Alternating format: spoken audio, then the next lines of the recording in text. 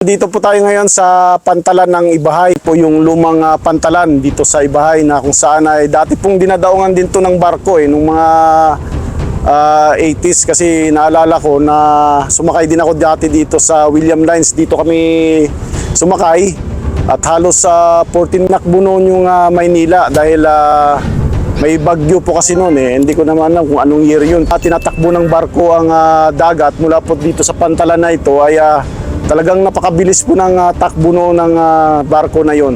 So sisilipin po natin ngayon itong pantalan at tingnan natin kung anong year ba ito ginawa o kung ano ang makikita pa natin dito na maibabahagi po natin dito sa ating social media.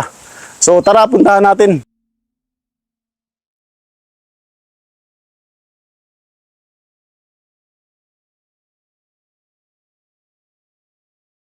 So yan po yung pantalan. Titingnan natin kung may mababasa po tayo dito tulad nito.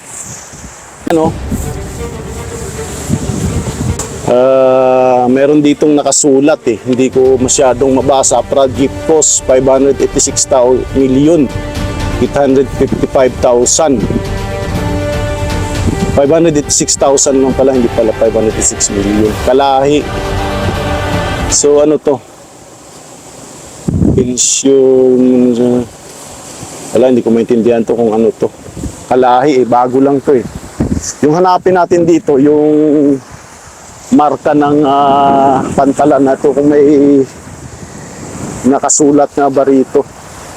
Ayan yung gilid. O lalakarin natin papunta ron.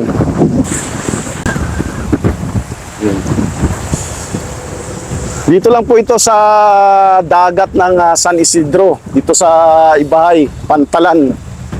Ito po yung pantalan na kinagisnan ko na rin po ito dito sa lugar na ito. So, hindi ko alam kung may mababasa tayo dito, kung kailan nga ba ito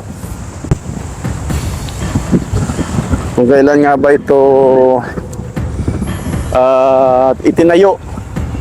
So ayan po yung sira na rin. May mga sira na rin talaga. Kasi matanda na rin pantalan to Titingnan natin dito kung meron tayong makikita ditong yung year ng pag-construct nito.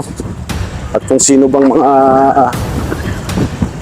namuno ng pagpapatayo nitong pantalan na ito ng Ibahay.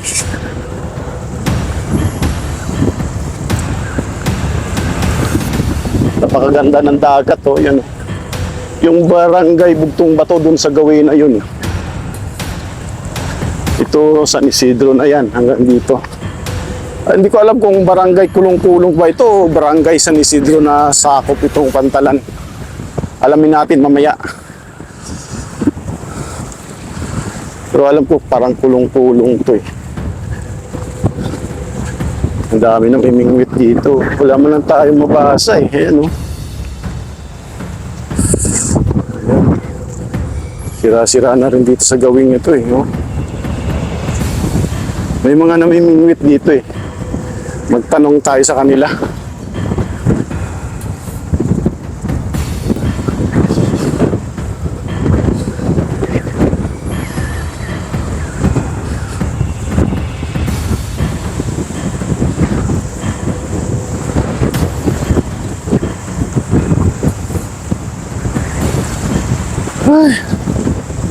Narating natin, puntahan natin yung pinakatulo ng pantalan.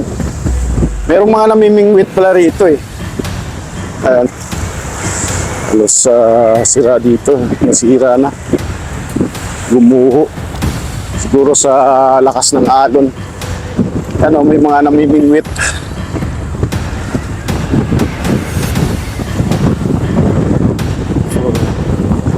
Pera malas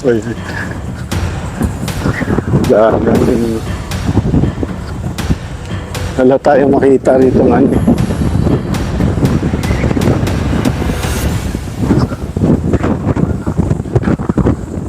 Ayan, sira na talaga rito. Ito yung dulo.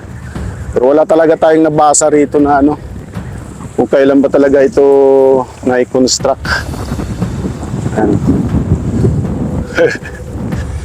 Wala. Wala tayong mabasa rito sa area na to eh. So, balik na tayo.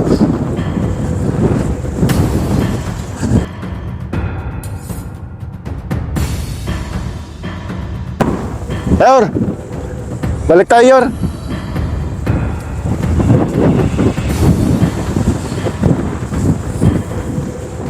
Wala tayong mabasa.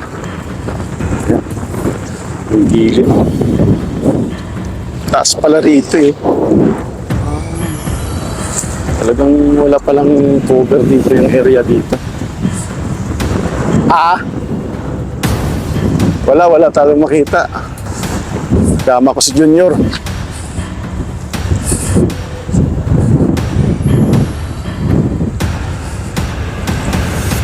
So, wala tayong nakuha kung kailan talaga walang nakasulat eh. Akala ko kasi may mga nakasulat dito eh. Wala tayong nakita. So, yun. Anong sakop kaya ito, Yor? San Isidro o kulong-kulong?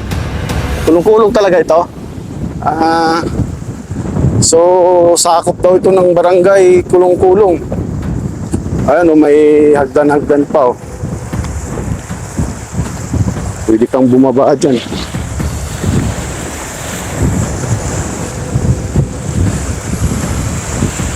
Wala na.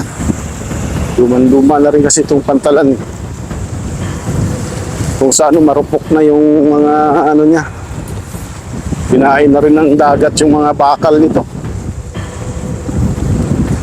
May street light din siya eh. Ayan.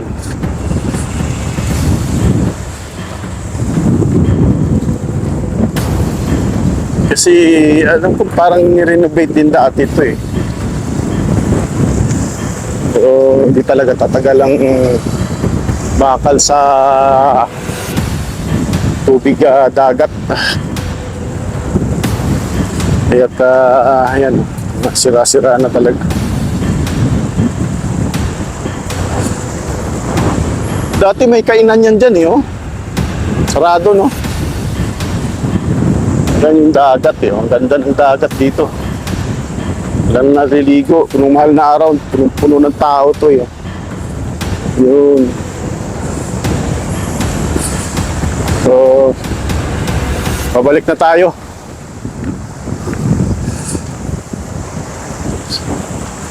So, yun lamang po ang aming maibabahagi at hindi natin na-locate yung mark, may nakasulat pa rito kung kailan ito itinayo. Kasi wala namang nakasulat ito. Hindi naman ito eh. So, sa inyong lahat, maraming salamat at patuloy niyong panoorin ang mga video dito sa The Executive Act. Hanggang sa muli, mabuhay po kayo and God bless po sa inyong lahat.